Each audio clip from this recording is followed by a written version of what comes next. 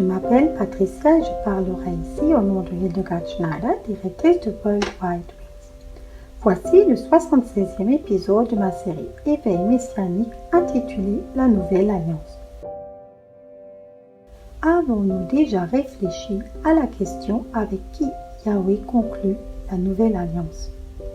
Il conclut la Nouvelle Alliance avec la maison d'Israël et la maison de Juda. Voici les jours viennent, dit Yahweh, où je conclurai une nouvelle alliance avec la maison d'Israël et avec la maison de Juda. Jérémie 31, verset 31. Il ne s'agit pas d'une nouvelle alliance, mais d'une alliance renouvelée. Une comparaison permet bien d'illustrer ce point. La lune n'est pas non plus une lune entièrement nouvelle chaque mois, mais elle se renouvelle simplement. Écoute, je mets ma loi, ma Torah, en hébreu, au fond d'eux, et je l'écrirai sur leur cœur. Dans l'alliance renouvelée, Yahweh écrit la Torah sur notre cœur par la Ruach HaKodesh. Dans l'alliance précédente, Yahweh écrivait de son doigt les conditions sur les tablettes de pierre et les présentait au peuple par l'intermédiaire de Moïse. Dans les derniers épisodes, nous avons longuement parlé de la maison d'Israël et de la maison de Juda. Les Juifs sont la maison de Juda, à laquelle appartient la tribu de Benjamin. Les 10 tribus et leurs descendants sont la maison d'Israël. Les étrangers qui, à l'époque, ont émigré d'Égypte avec les Israélites étaient comptés à la maison d'Israël, ainsi que tous ceux issus des nations se tournant vers Yahweh. C'est ce qu'affirme Isaïe. Que l'étranger qui s'est joint à Yahweh ne dise pas « Yahweh m'exclura certainement de son peuple », et que celui qui a été coupé ne dise pas « Voici, je suis un arbre sec », car ainsi parle Yahweh aux circoncis qui observent mes Shabbats, choisissent ce qui me plaît et s'attachent à mon alliance. Je leur donnerai dans ma maison et dans mes murs une place et un nom meilleur que ceux de leurs fils et leurs filles. Je leur donnerai un nom éternel qui ne sera pas retranché. Et les étrangers qui s'attachent à Yahweh pour le servir et aimer le nom de Yahweh, et tous ceux qui veillent à ne pas profaner le Shabbat et qui s'attachent à mon alliance, je les conduirai à ma maison sainte et je les réjouirai dans ma maison de prière. Leur holocauste et leurs sacrifices seront agréables sur mon autel, car ma maison sera appelée une maison de prière pour tous les peuples. Ainsi parle Elohim Yahweh qui rassemble les exilés d'Israël. J'en rassemblerai d'autres en les ajoutant à lui, aux siens déjà rassemblés. Isaïe 56, versets 3 à 8. Selon la parole de Yahweh, cela s'applique aux étrangers qui observent ses Shabbats, qui choisissent ce qui plaît à Yahweh et s'attachent à son alliance. Ainsi, quiconque, à l'époque ou aujourd'hui, souhaite partager les promesses et les alliances d'Israël peut le faire librement en se joignant au peuple de l'alliance et en respectant les ordonnances de Yahweh. La règle est la suivante. Une seule et même loi, Torah, s'applique à l'Israélite et à l'étranger qui réside au milieu de vous. Exode 12, verset 49. Ceci s'applique aux Israélites qui ont quitté l'Égypte, mais aussi aux étrangers qui ont rejoint le peuple israélite.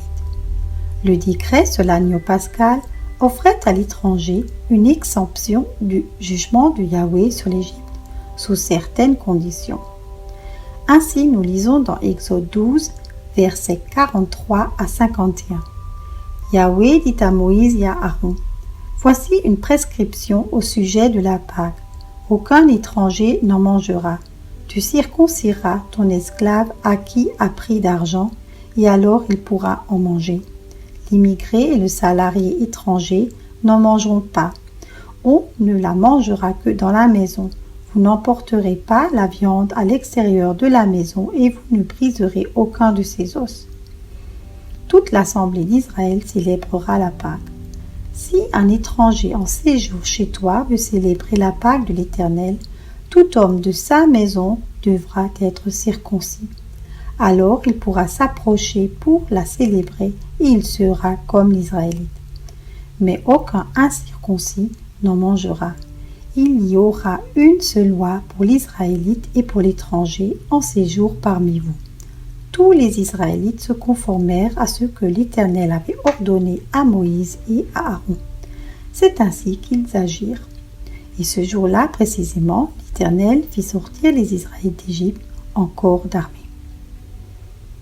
Nous voyons ici que la Torah, qui inclut les commandements et le respect des fêtes bibliques, s'applique à la maison d'Israël, à la maison de Juda et aux étrangers s'attachant à la maison d'Israël. En outre, il n'est bien sûr pas non plus permis de célébrer les fêtes païennes et de servir d'autres dieux. Lorsque Yahweh, ton Elohim, exterminera devant toi les nations chez lesquelles tu viendras pour prendre possession de leur pays, que tu leur auras prise et que tu y habiteras, prends garde de ne pas te laisser entraîner à les imiter après qu'elles auront été détruites devant toi, et de ne pas t'interroger sur leur Dieu en disant « Comment ces nations ont-elles servi leur Dieu ?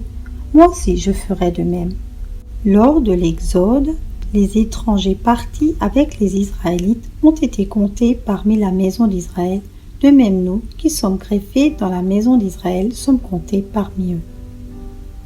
Dans l'Épître aux Éphésiens 2, versets 11 à 13, nous lisons « Souvenez-vous donc que vous étiez autrefois des païens dans la chair, appelés incirconcis par ce qu'on appelle la circoncision, qui se fait dans la chair avec la main, et qu'en ce temps-là vous étiez hors de Mashiach, étrangers à la citoyenneté d'Israël et aux alliances de la promesse, sans espérance, sans Elohim dans le monde.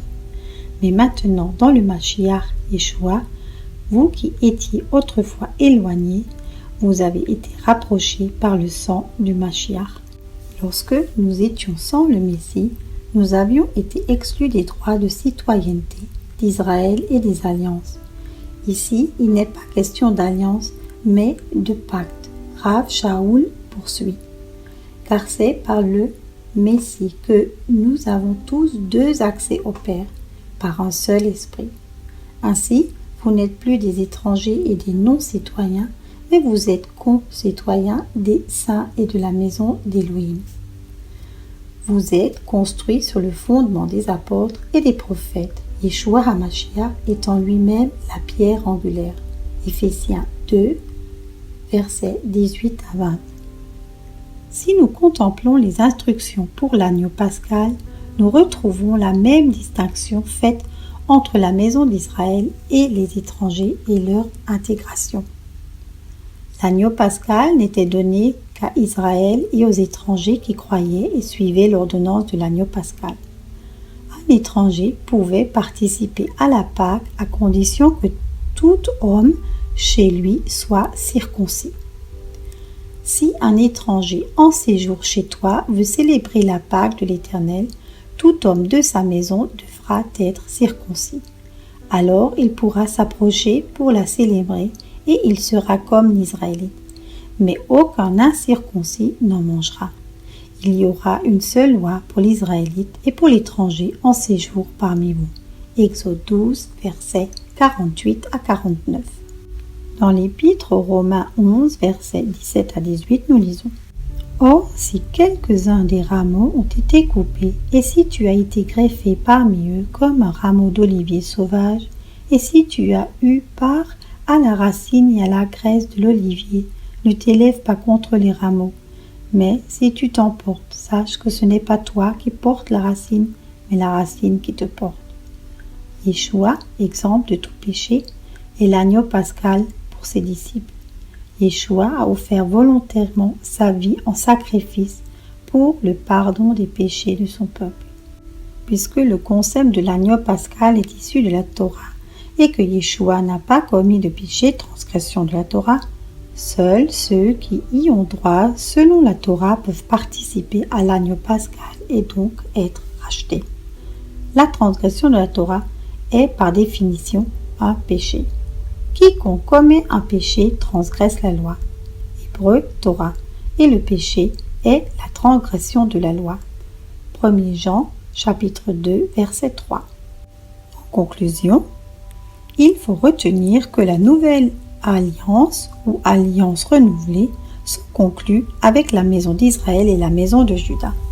Lors de l'alliance du Sinaï où les 10 commandements ont été donnés, il était possible pour les étrangers de faire partie de ce peuple de l'alliance. Nous lisons ainsi dans Deutéronome 29, versets 13 à 14. « Ce n'est pas avec vous seuls que je conclus cette alliance contractée avec serment, mais c'est avec ceux qui sont ici parmi nous, présents aujourd'hui devant l'Éternel notre Dieu, et avec ceux qui ne sont pas ici parmi nous aujourd'hui. » Yahweh dit qu'il a aussi conclu une alliance avec ceux qui n'étaient pas là à l'époque, c'est-à-dire avec tous ceux qui sont greffés. C'est un concept typiquement hébreu. Même si nous n'étions pas là-bas, nous étions quand même présents. En conclusion, nous ne pouvons pas dire que le don de la Torah et sa validité ne nous concernent plus. Au contraire, la Torah est la constitution du royaume de Yeshua HaMashiach. Soyez tous richement bénis. Je vous remercie pour votre écoute et vous invite à nous rejoindre sur Facebook Éveil Messianique.